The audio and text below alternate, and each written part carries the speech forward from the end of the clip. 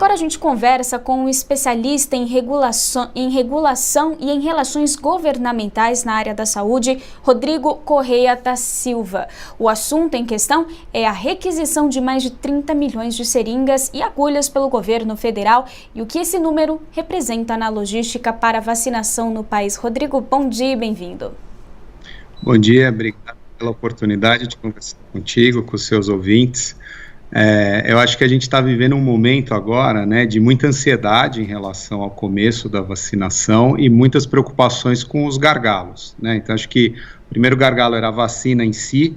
Aparentemente ele vai ser resolvido nos próximos dias com a aprovação de pelo menos uma ou duas vacinas dessas que estão concorrendo, e em brevemente vão chegar outras também. Então o gargalo 1 resolvido, a gente passa a se preocupar com o gargalo 2, que são as seringas e as agulhas, e o gargalo 3, que vai ser a logística de colocação desses produtos nos pontos aí pelo país e depois como fazer essa vacinação para as pessoas na velocidade mais rápida possível, né? Então, acho que a discussão das seringas e agulhas agora, ela é pertinente, mas, por outro lado, está um pouco contaminada aí com essas emoções de todos nós, né, que queremos ver esse problema resolvido o mais rapidamente possível, né?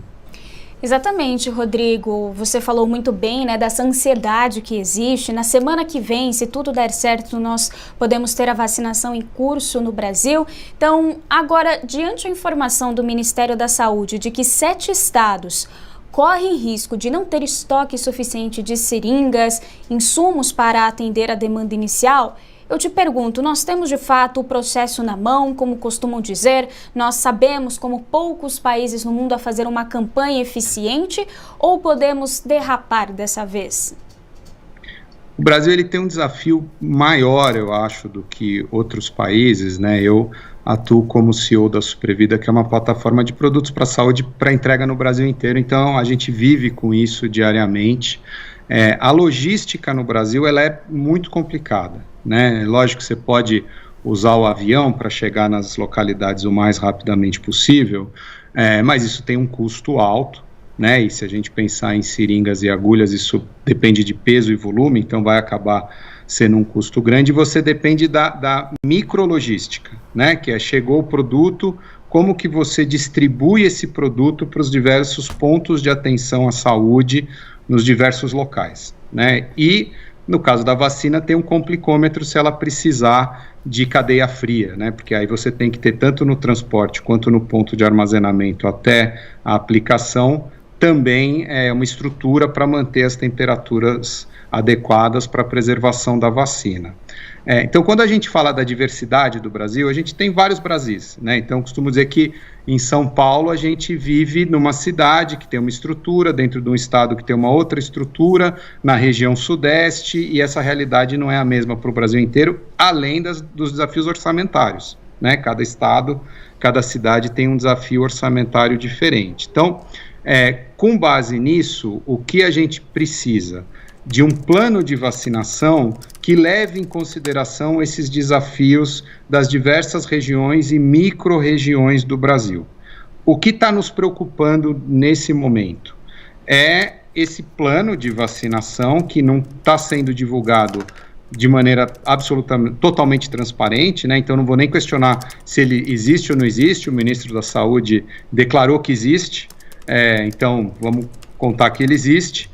Mas a gente tem uma preocupação com os detalhes disso, como é que isso vai funcionar nas diversas regiões do Brasil, em que velocidade, como é que a gente vai garantir que as preferências sejam respeitadas. Agora surgiu uma outra preocupação, que é a segurança dessas vacinas. Será que nós vamos ter um problema de roubo de vacina, de tráfego de vacina? Como é que a gente vai garantir a segurança disso tudo?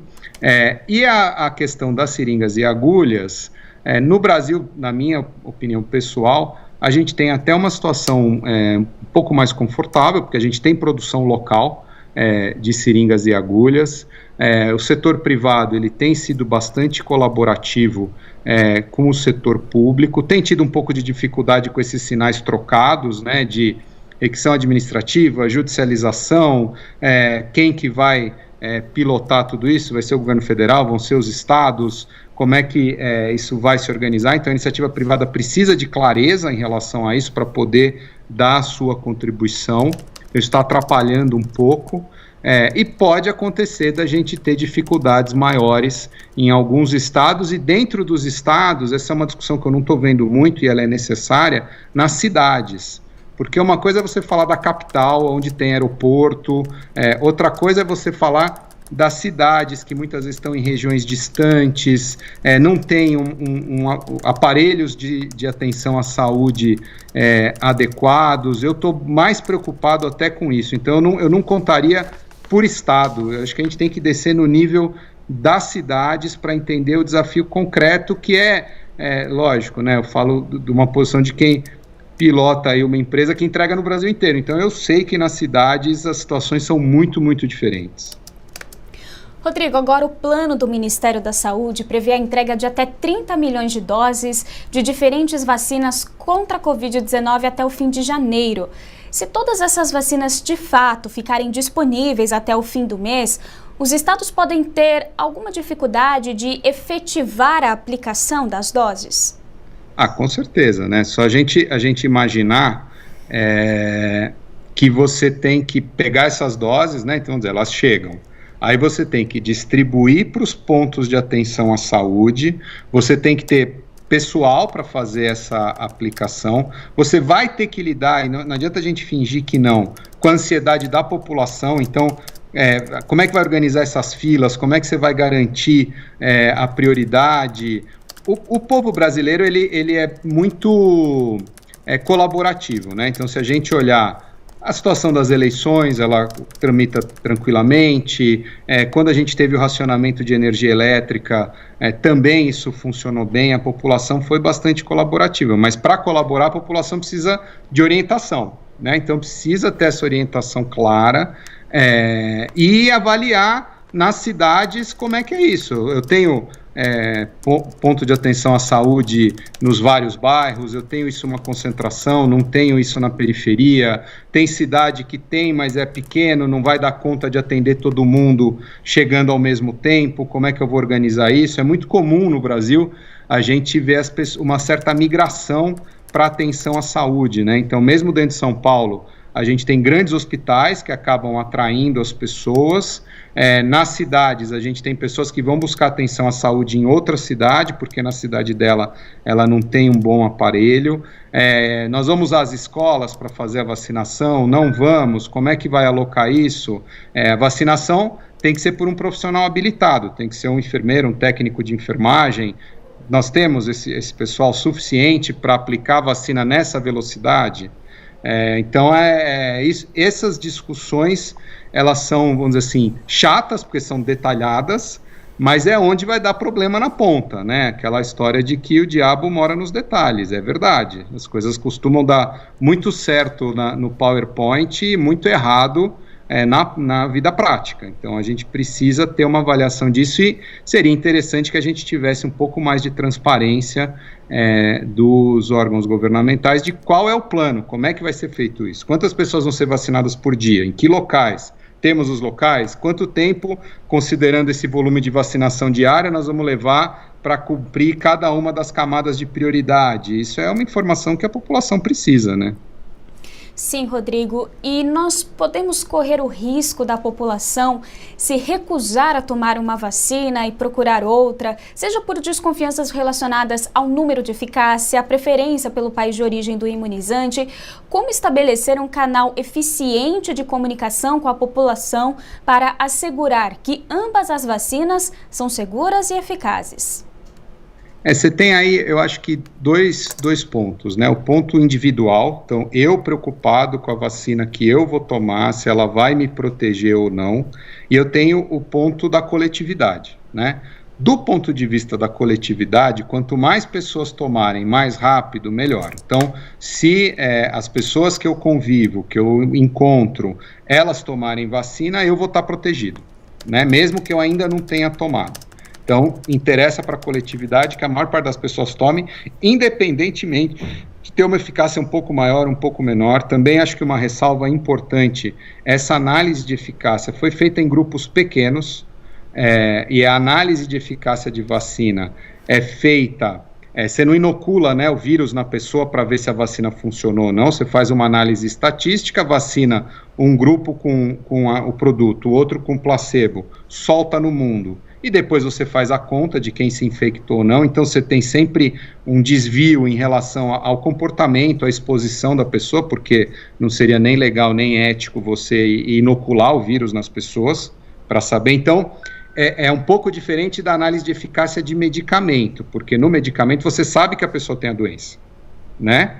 Na prevenção por vacina você não sabe. Então, esses percentuais de eficácia, eles foram num grupo muito pequeno, tem essa questão do comportamento da pessoa, até por isso que normalmente o período de avaliação de vacinas é muito maior do que o que a gente teve agora, mas foi necessário abrir mão de algumas coisas para a gente poder ter a vacina rapidamente, pela crise que o mundo inteiro está vivendo. Então, essa discussão de percentual de eficácia, se é 1% a mais, 1% a menos, é um pouco de desconhecimento. A vacina sendo aprovada pela Anvisa significa que ela não vai me dar efeitos adversos e ela vai me dar um nível de proteção aceitável com base no estudo que foi feito naquele grupo pequeno, num período pequeno de tempo, né? Então, é muito melhor tomar a vacina do que não tomar. Se você não tomar, você está exposto, né? E posso falar pessoalmente, é muito ruim. Eu tive Covid em dezembro, fiquei hospitalizado, até agora estou sofrendo com os efeitos colaterais disso, então não vale a pena correr esse tipo de risco. Querer escolher a marca é um pouco do excesso de informação que a gente teve agora, né? Outro dia eu vi um comentário até em rede social, a pessoa falou, poxa, mas alguma vez na vida você se preocupou com isso, quando você tomou todas as outras vacinas na sua vida? Não, porque a gente confia que se o órgão regulador fez as análises, aprovou, aquilo ali é seguro e a gente pode tomar. Isso não mudou agora com a vacina da Covid, né? Cada vacina, a gente tem uma situação que usaram tecnologias um pouco diferentes, e essas tecnologias têm ganhos e perdas, mas num nível muito técnico, no nível da proteção da pessoa e da coletividade, uma vez aprovadas, são boas, e a gente não deve ficar buscando essa escolha, até porque se for uma vacinação pelo serviço público, isso não vai ser possível. Tem a discussão se vai ou não liberar para a iniciativa privada também fazer essa vacinação, então teoricamente você poderia escolher, mas assim, não vai ter 4, 5 opções de vacina para cada ser humano no Brasil, então não vai existir essa possibilidade de escolha. O ideal é tomar a vacina que for disponível, provavelmente essas vacinações vão ser periódicas, no outro ano você vai tomar de novo, vai tomar outra, isso é entrar num normal. Então, assim, pode acontecer? Pode, porque a gente está sendo super impactado por essa informação da tecnologia A, tecnologia B e tal, mas assim, é produtivo fazer isso? Não é, nem para o indivíduo e nem para a coletividade. Exatamente, o importante é saber que as duas são eficazes e que a população precisa aderir a essa campanha de vacinação. Para a gente finalizar, Rodrigo, a compra de insumos, a logística aplicada já conta com o fato de que para ter sucesso, vamos precisar aplicar as 2 doses. Por exemplo, cogitar dar uma única dose do imunizante ao invés de 2 é colocar todo esse trabalho e espera a perder?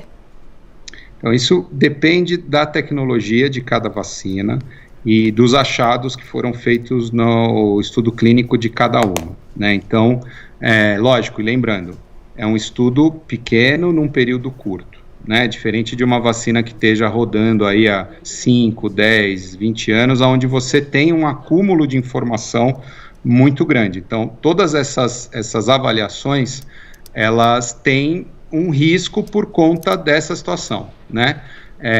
Consequentemente, as empresas, os reguladores têm sido conservadores em relação a esse tipo de avaliação. E tem que ser assim mesmo, porque se você toma um risco de um lado, você tem que ser mais conservador do outro para você encontrar o equilíbrio.